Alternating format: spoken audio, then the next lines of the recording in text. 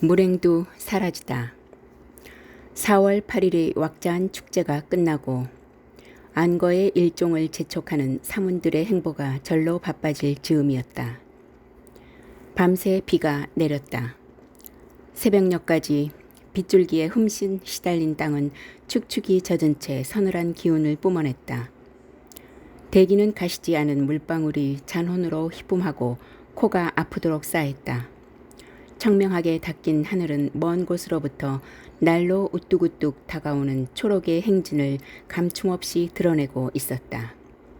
미실은 얇은 옷 밑으로 오스스 돋아오르는 소름을 쓸어내며 돛돌 아래로 한 걸음을 떼어 내렸다.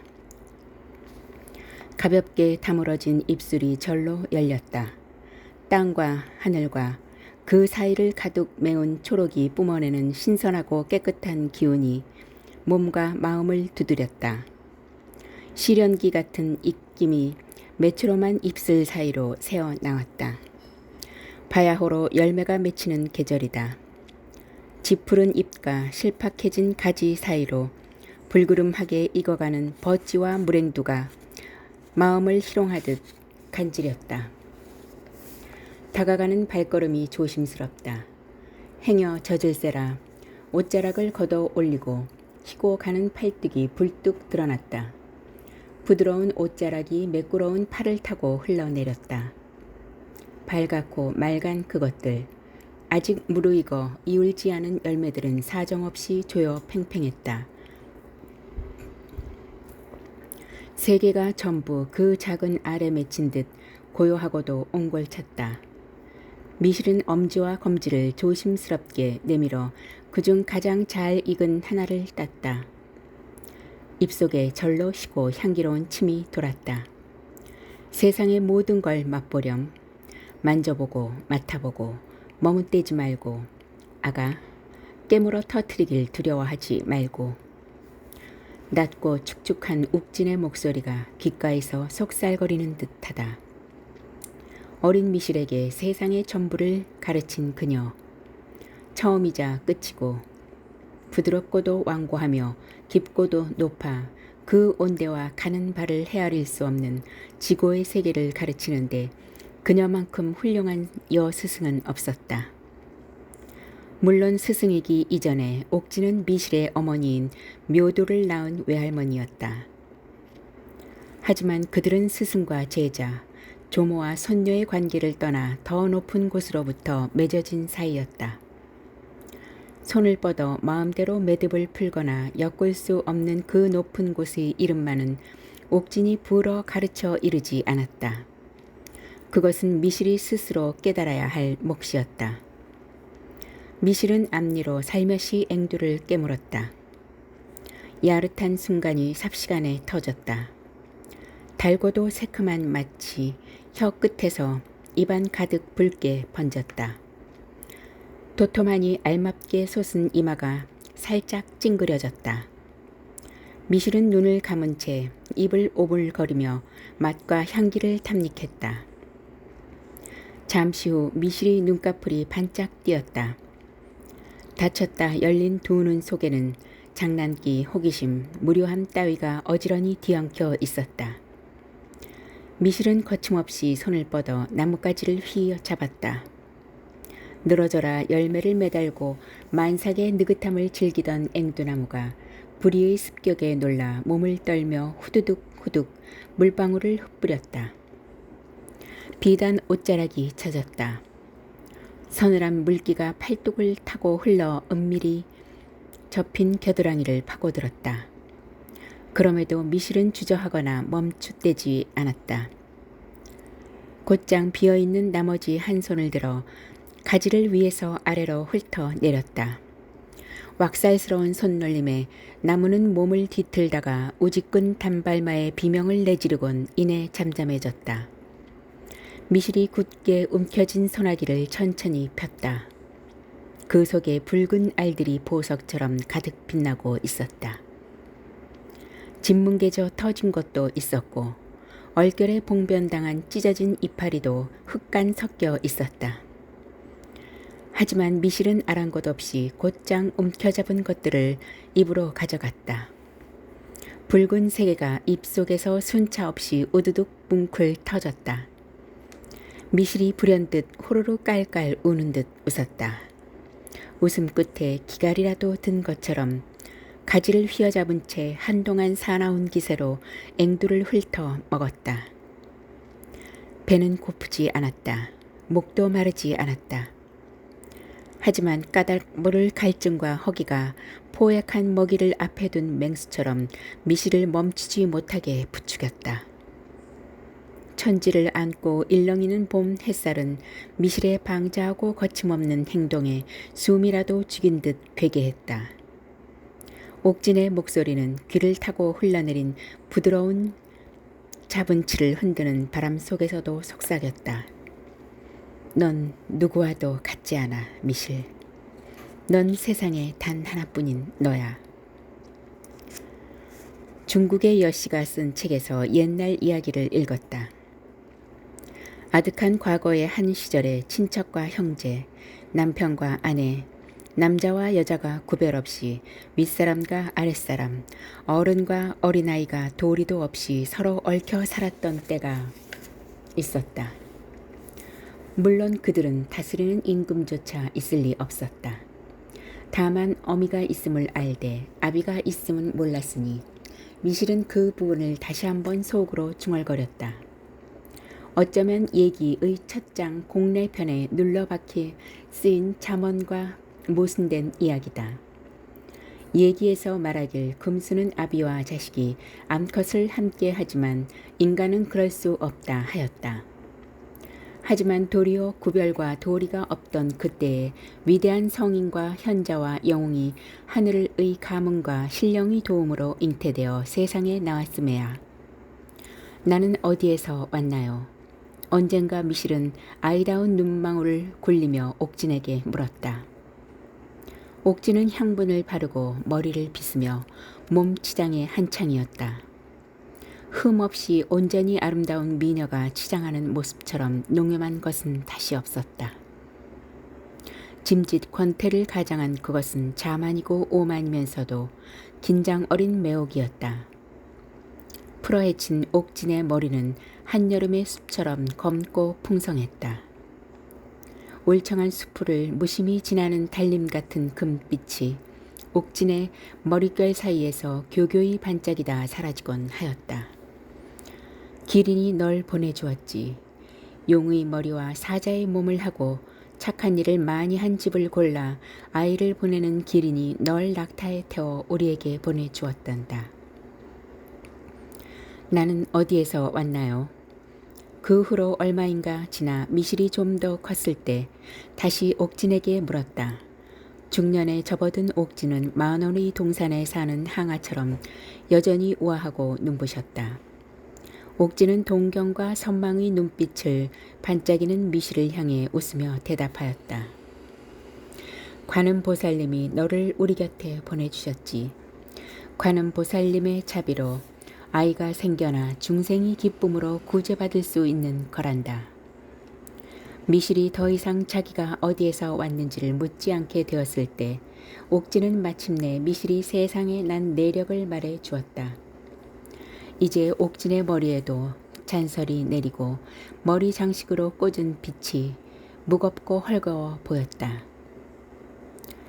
나는 너에게 내가 알고 있는 모든 것을 가르치고자 하였다. 내 어미의 태에서 너를 꺼내는 순간부터 그럴 만한 가치가 있다는 걸 나는 깨달았지. 너는 내가 가진 것으로 할 수 있는 일들을 뛰어넘어 그 무언가를 할 수 있는 아이임이 분명하다고. 옥진에게 미실은 행복한 숙제였다. 딸인 묘도와 사도를 낳았을 때는 몰랐다. 그들은 사납고 서러운 인연으로 엉킨 그녀의 질곡이자 난제였다. 딸들이 성큼성큼 자라나는 것이 두려웠다. 그들의 탐욕스럽고 용맹한 젊음 앞에서 젊어 사랑받던 미인도 늙어지면 반드시 사랑을 잃기 마련이라는 색세 A의 이치를 확인하는 남노한 순간을 맞이할까봐 겁이 났다. 어미를 잡아먹는다는 짐승, 효경에 대한 상상은 그처럼 검고 어두운 꿈에서 싹튼 것이었나 보다. 그래서 때론 밀쳐내며 냉담을 가장했다. 명목은 그래야만 떠나보내야 할 때 기꺼이 웃으며 떠나보낼 수 있다는 것이었다. 하지만 떠나보내곤 하나 멀어질 수는 없었다. 딸들의 넓어진 세계는 그녀가 빼앗긴 어떤 지점이었다.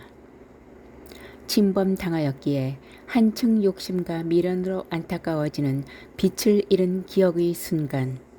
그러나 미실에게만은 그럴 필요가 없었다. 주고 또 주어도 아깝다거나 애타지 않았다. 옥진의 사랑은 이미 신계를 향해 영원히 떠나 사라졌고 추억만은 누구와도 경쟁하여 다툴 필요가 없었다. 그리고 가장 가혹한 진실은 이미 늙은 그녀가 움켜잡고 놓지 않은 일 전부가 다만 계엄과 노욕으로부터 비롯될 뿐이라는 사실이었다. 옥진은 미실의 탐스러운 머리를 쓰다듬으며 말했다. 짐승처럼 솔직해질 줄 모르고서야 사람의 도리를 배울 필요가 없고 사람이 아니고서야 어찌 여자일 수 있을까? 이제 너는 10년의 수업을 마쳤으니 스스로 홀로 설 때까지 나머지 3년 동안 여자가 되는 법을 배울 차례다. 그러기 위해 너에게 내 어머니와 내 어머니 나 우리 여자들의 이야기를 들려주마. 나에게 시간이 얼마 더 남아 있을지 모르겠구나. 이것이 있으므로 저것이 있고 이것이 없으므로 저것이 없다.